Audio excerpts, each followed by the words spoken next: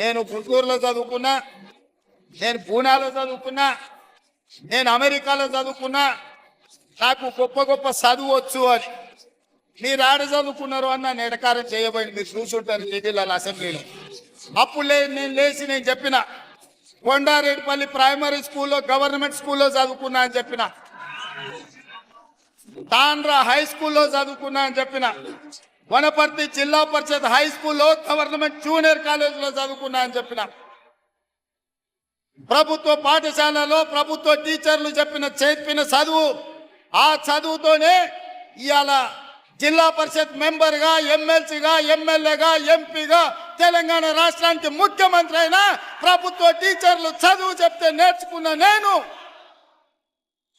ఎవరికి తల వంచకుండా ఆత్మగౌరవంతో నిటారుగా నిలబడి ఇవాళ తెలంగాణ రాష్ట్రానికి ముఖ్యమంత్రి అయి ఏ టీచర్